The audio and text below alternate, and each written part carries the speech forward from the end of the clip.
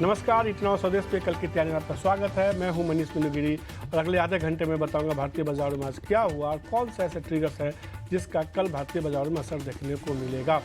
Nifty का आज weekly expiry थी और कहीं ना कहीं हमने बाजार पे थोड़ा दबाव बनते हुए देखा। अगले आधे घंटे में हम दर्शकों के तमाम सवालों के भी जवाब देंगे। आप अपने सवाल शो में भेज सकते हैं, तरीका बेहद आसान है। जो नंबर है उस पर आप अपना सवाल भेज सकते हैं। आपको अपने शहर का नाम लिखना है, उसके अलावा कौन सा शेयर आपके पोर्टफोलियो में, ये तमाम जानकारी आपको इस नंबर पर फ्लैश कर व्हाट्सअप कर देना है, जिससे कि हमारे जानकार आपकी मदद करेंगे। इसके अलावा दूसरा तरीका और ये भी है कि आप हमारे सोशल मीडिया प्लेटफॉर्म पर जाइए, ट्विटर और फेसबुक पे इटनॉ स्वदेश को फॉलो कीजिए, के लिख के स्पेस दीजिए, अपना सवाल भेज दीजिए। इसके अलावा एक और आसान यूट्यूब पे जाइए, कल की तैयारी शो को देखिए और वहाँ पे आप जो है कमेंट बॉक्स में अपने सवाल भेज सकते हैं। आपको अपना नाम और अपने शहर का नाम और तमाम शहरों के बारे में जानकारी तमाम डिटेल्स देने होंगे, फिर हमारे जानकार आपकी मदद करेंगे। और अगले आधे घंटे में हम कई सारे शो पर चर्चा करेंगे, लेकिन आज हमने देखा कि बाजार में सीधे तौर पर दबाव देखने को मिला। निफ्टी एक समय इंट्राडे में 19,848 का हाई बनाया, उसके बाद हमने लगातार दबाव बनते हुए देखा। 19,709 का लो था। सुबह से ही बाजार के लिए संकेत खराब थे और एक बार भी ऐसा नहीं लगा पूरे दिन में कि निफ्टी में थोड़ी पुलबैक रैली देखने को मिल सकती है, या कह सकते हैं थोड़ी पुलबैक के संकेत दिन भर कहीं देखने को नहीं मिला। दिन के निचले स्तर के आसपास ही निफ्टी बंद हुआ है। बैंक निफ्टी देखिए, वहाँ भी दबाव देखने को मिला। HDFC बैंक में प्रेस आज थोड़ी रिकवरी थी, हालांकि बाद में फिर ये रिकवरी भी खत्म होती हुई दिखी। 44,592 का जो है लो था, लेकिन 45,276 का हाई बनाया था। 45,000 का जैसे ही स्तर टूटा, उसके बाद हमने देखा कि निफ्टी में गिरावट बढ़ती हुई दिखी और दिन के निचले स्तर के आसपास ही निफ्टी बैंक बंद हुआ। कई शेयर थे जो आज के बाजार में सीधे दबाव बना रहे थे, जिसमें सबसे ज़्यादा गिरावट देखने को मिली थी। खासतौर पे देखिए दिग्गज महिंद्रा एंड महिंद्रा बैंक में, महिंद्रा एंड महिंद्रा ऑटो में हमने देखा कि दबाव देखने को मिल रहा था महिंद्रा एंड महिंद्रा में। इसके अलावा ICICI बैंक देखिए, वहाँ गिरावट देखने को मिली। बैंकिंग में कुछ एक स्टॉक्स थे जो काफ़ी दबाव बना रहे थे, चाहे वो ICICI बैंक हो, SBI हो, कोटक जैसे बैंक हो, जहाँ पे हम देख रहे हैं कि आज के ट्रेड में दबाव देखने को मिला। इसके अलावा आज के ट्रेड में इंडसइंड बैंक, हीरो मोटोकॉर्प जैसे स्टॉक्स थे, वहाँ भी दबाव देखने को मिला। ऑटो एक ऐसा इंडेक्स था जो आज कमजोर हुआ था। HDFC बैंक का चार्ट आज देखना बेहद अहम होगा। हमने देखा कि एक समय जो है शेयर में दबाव था, वापस से थोड़ी रिकवरी देखने को मिली, फिर वापस से जो है शेयर में दबाव देखने को मिला। और कहीं ना कहीं HDFC बैंक में हम देख रहे हैं कि बीते 2 दिनों से यही कहीं ना कहीं कह सकते हैं पूरे बैंक निफ्टी का मूड जो है खराब करता हुआ दिख रहा है। हालांकि कुछ स्टॉक्स थे जो इस गिरते हुए बाजार में भी बाजार को संभालने की कोशिश कर रहे थे। अदानी पोर्ट जैसे स्टॉक्स थे जो खरीदारी जहां देखने को मिली। इसके अलावा डिफेंसिव बाइंग के तौर पे आज एक ट्रेंड देखने को मिला कि वापस से IT में थोड़ी खरीदारी लौटी। टेक महिंद्रा, डॉक्टर रेड्डी जैसे स्टॉक्स थे जहां मजबूती थी। इन्फोसिस, ब्रिटानिया, HUL, सीधे तौर पे IT, FMCG जैसे स्टॉक्स थे, थोड़े फार्मा जैसे स्टॉक थे जहां खरीदारी थी। बाजार के 2-3 दिनों के उठापटक के बाद जो है कहीं ना कहीं थोड़ी डिफेंसिव बाइंग इन तमाम शेयरों में देखने को मिली है। मिड कैप में कुछ स्टॉक्स थे आज भी, हालांकि मिड कैप इंडेक्स देखिए अंडर परफॉर्म कर रहा था। 100 शेयरों के निफ्टी मिड कैप इंडेक्स में 80 से ज़्यादा शेयरों में गिरावट देखने को मिली थी। लेकिन कुछ स्टॉक्स थे जब मिड कैप में जहां खरीदारी थी, आज वापस से सरकारी कंपनियों में आप देखिए REC, PFC जैसे स्टॉक्स में वापस से खरीदारी थोड़ी लौटती भी दिखी। इसके अलावा कुछ और स्टॉक जो छोटे स्टॉक जहां खरीदारी थी, वर्लपुल जैसे स्टॉक्स में थोड़ी खरीदारी थी, कमिंग्स इंडिया में थोड़ी खरीदारी देखने को मिली। तो कहीं ना कहीं कुछ चुनिंदा स्टॉक्स हैं जहां खरीदारी हो रही है अभी भी, वहां दबाव, जहां पहले गिरावट देखने को मिली वापस वहां खरीदारी देखने को मिली। लेकिन लार्ज कैप शेयरों में अभी दबाव देखने को मिला है। ऐसे में अब क्या रणनीति होनी चाहिए, समझते हैं अपने दोनों जानकारों से। हमारे साथ वेंचुरा सिक्योरिटीज़ के विनीत वोलिंजकर जुड़ चुके हैं और अरिहंत कैपिटल के रत्नेश गोयल जुड़ चुके हैं। आप दोनों का शुक्रिया इटनॉ को स्वदेश को समय देने के लिए। सबसे पहले मैं रत्नेश आपसे ही समझना चाहूँगा, कल के लिए कौन से अहम लेवल होंगे निफ्टी और बैंक निफ्टी के लिए जिस पर नजर बनाकर रखनी चाहिए? वेरी गुड आफ्टरनून एवरीवन, सभी दर्शक नमस्कार।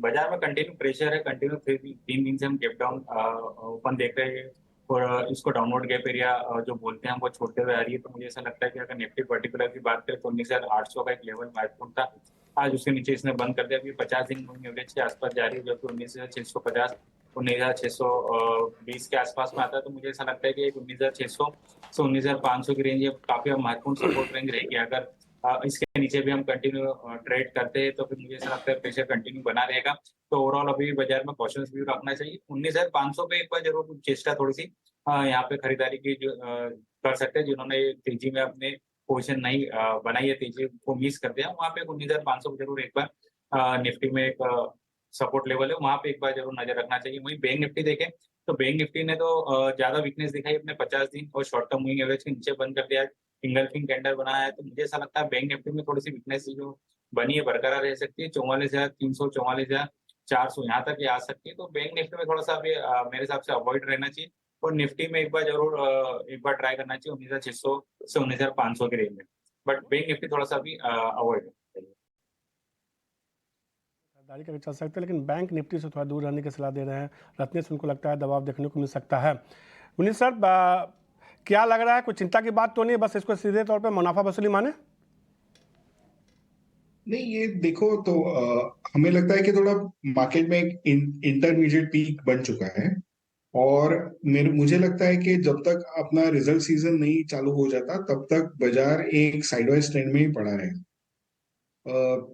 यूएस में जो इंटरेस्ट रेट हाइक वो नहीं हुआ, लेकिन उनकी जो कमेंट्री है कि उन्होंने एक एक one more hike this year और अगले साल में एक्सटेंड कर दिया है कि रेट्स नहीं आने की संभावना कम है। तो हमें लगता है उसके पीछे थोड़ा ग्लोबल मार्केट्स में सेल ऑफ हुआ था और इंडिया भी उसके साथ में सेल ऑफ हो चुका है। तो जब तक आपके पास फ्रेश ट्रिगर्स मार्केट में आते नहीं है, और मुझे लगता है वो सारे फ्रेश ट्रिगर्स आपके आएंगे ड्यूरिंग द रिजल्ट सीजन, तभी हम देखेंगे फ्रॉम देयर टिल दिवाली एक अच्छा खासा अपस्विंग आएगा मार्केट। तो सीधे तौर पे अभी बाजार के लिए थोड़ा ट्रिगर का इंतजार करना पड़ेगा। अब जब वापस से अक्टूबर के पहले दूसरे हफ्ते से तिमाही नतीजों का आगाज़ होगा तो उससे कहीं ना कहीं बाजार ट्रिगर लेता हुआ दिखेगा। अब फटाफट सवाल जवाब के सिलसिला को शुरू करते हैं, क्योंकि जब जैसे ही बाजार में थोड़ी गिरावट आती है दर्शकों के काफ़ी ज़्यादा सवाल आते हैं। पहला सवाल बिहार से भास्कर झा जी का है। टाटा मोटर्स पर उन्होंने सवाल पूछा है, 230 शेयर के पोर्टफोलियो में है, 407 रुपये के भाव पे है। उनको अभी अच्छा मुनाफा हो रहा है। हमने देखा टाटा मोटर्स के शेयर में एक अच्छी रैली देखने को मिली है। रत्नेश, क्या राय होगी टाटा मोटर्स पे?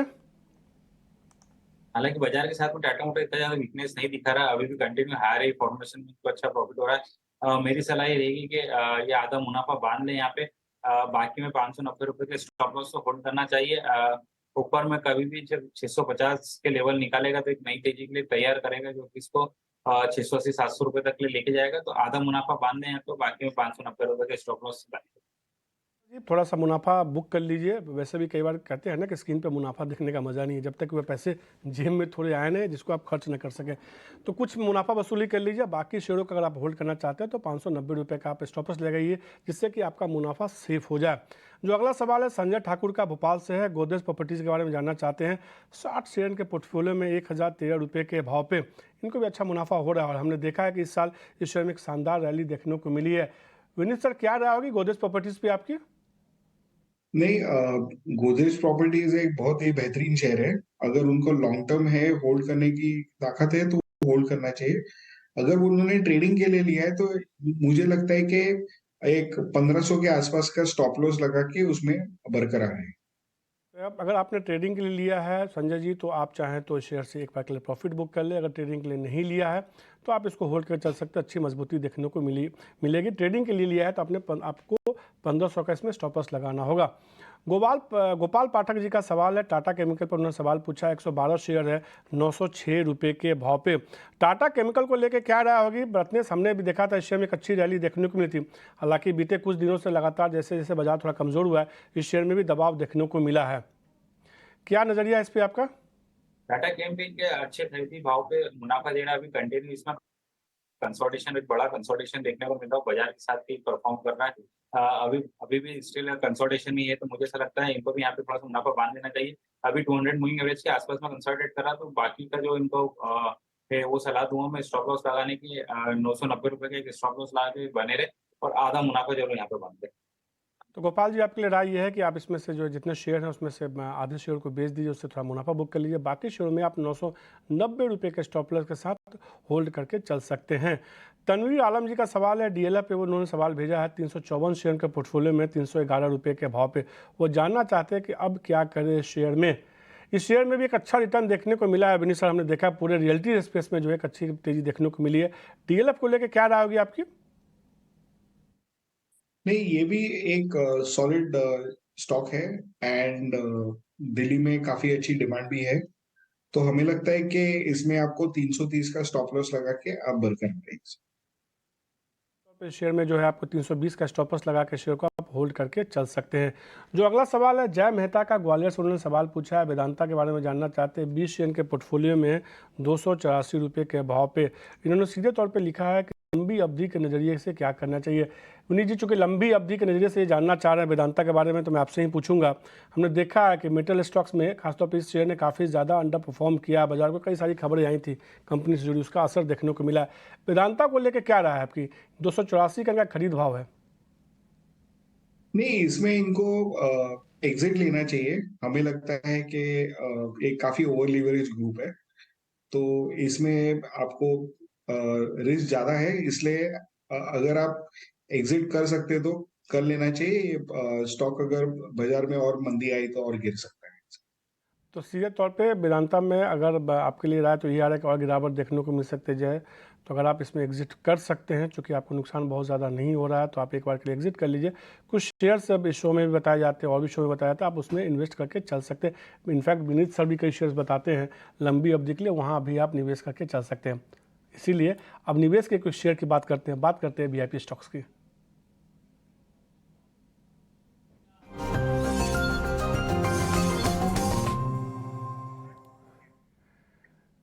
विनीत सर, आपकी तरफ से कोई VIP स्टॉक्स लग रहा है इस बाजार में जिसमें आपको लगता है खरीदारी करनी चाहिए किसी को 6 महीने, 8 महीने, 12 महीने के लिहाज से? देखो, हमको लगता है कि गुजरात गैस एक इंटरेस्टिंग प्ले हो सकता है। इसमें क्या हो रहा है कि जो प्रोपेन के प्राइसेस है वो काफी बढ़ गए हैं, जिसकी वजह से नेचुरल गैस सस्ता हो चुका है। और ये जो स्विच होते थे ना, जो मोरबी में प्लांट्स होते थे, वो सारे अभी नेचुरल गैस में शिफ्ट हो गए। तो हमें लगता है कि ये इस क्वार्टर में सरप्राइज कर सकता है। आने वाले 6-8 महीने ये स्टॉक के लिए बेहतरीन हो सकते हैं। यहाँ से डाउनसाइड की गुंजाइश काफी कम है, और ये कंसिडरेशन में रख के अगर आप ये शेयर लेते हैं तो डाउनसाइड रिस्क कम, अपसाइड रिस्क ओपन है। तो ये आपके लिए एक अच्छा स्टॉक इन्वेस्टमेंट ले रहे हैं। इसमें अगर सर किसी ने 1 साल को होल्ड किया है या होल्ड करना चाहता है, तो एक टारगेट आपको कुछ समझ बता सकते हैं? अभी 441 का 550-600 के बीच में आ सकता है आराम से। 500 से 600 के बीच में ना? यस। हाँ, तो ये गुजरात गैस एक शेयर है जो पसंद आ रहा है, तो इसमें आप 500 पहला टारगेट मान लिया, दूसरा टारगेट जो है 600 के आसपास तक भी मान के चल सकते हैं। मिनी को लगता है कि अगर 1 साल तक आप रखते हैं तो गुजरात गैस में एक अच्छी मजबूती देखने को मिल सकती है। 500 से 600 के बीच का लक्ष्य इसमें हासिल हो सकता है, यानी यहाँ से कम शेयर में जो है 15 से 16% की मजबूती और देखने को मिल सकती है अगले 1 साल में। आपकी तरफ से रत्नेश कौन से VIP शेयर होंगे? क्या इस बाज़ार में, जो कि मकसद पैसा कमाना होता है, तो इस बाज़ार में अगर निवेश नहीं बेच के अगर पैसा बन सकता है तो आप वही टिप्स दे दीजिए। थोड़ा सा हमारे ट्रेडिंग पे ही रहेगा मनीष जी, करके थोड़ा सा बाजार में प्रेशर दिख रहा है। तो पहले जैसे मैंने कहा था कि बैंक निफ्टी को थोड़ा अवॉइड रखना चाहिए, तो बैंकिंग स्टॉक्स में थोड़ा प्रेशर दिख रहा है। तो ICICI बैंक में मुझे ऐसा लगता है कि राउंडिंग टॉप फॉर्मेशन बन रहा है, डाइवर्जन दिखा रहा है नेगेटिव, तो 950 रुपए का स्टॉप लॉस लगाना चाहिए। 925 रुपए का टारगेट ICICI बैंक में आ सकते हैं नीचे में। वहीं एक दूसरा एबी कैपिटल में भी सेम एक नेगेटिव डाइवर्जन दिखा, तो मुझे ऐसा लगता है कि अपने की एवरेज 200 मूविंग एवरेज तक लिए जाने के लिए तैयार है। तो एक एबी कैपिटल में सेल करना चाहिए। 181 का स्टॉप लॉस लगाना चाहिए, 165 का टारगेट इसका। तो एबी कैपिटल और ICICI बैंक 2 शेयरों पे इन्होंने राय दी है जहां हमको लगता है कि दबाव देखने को मिल सकता है। एबी कैपिटल का टारगेट स्टॉप लॉस बताएंगे क्या आप? 181 का स्टॉप लॉस रहेगा और 165 रुपए का टारगेट। तो एबी कैपिटल में बिकवाली कीजिए, 181 रुपये का इसमें स्टॉप लॉस होगा, 165 का टारगेट होगा। ICICI बैंक में बिकवाली करने की सलाह होगी, 975 का स्टॉप लॉस लगाना है आपको, 925 रुपये का इसमें टारगेट होगा। तो 2 शेयर बिकवाली करने की सलाह दे रहे हैं। और विनीत सर को जो है गुजरात गैस पसंद के आ रहा है, उनको लगता है कि यहाँ से अगर 1 साल के नज़रिए से आप रखते हैं तो अच्छा आपको मुनाफा देखने को मिल सकता है। तो कल की तैयारी में आज के लिए इतना ही। विनीत सर आपका शुक्रिया, और रत्नेश आपका शुक्रिया, उन्होंने समय दिया 18 स्वदेश को तमाम शेयरों पर चर्चा की। कल की तैयारी में आज के लिए इतना ही। मुझे दीजिए इजाज़त। नमस्कार।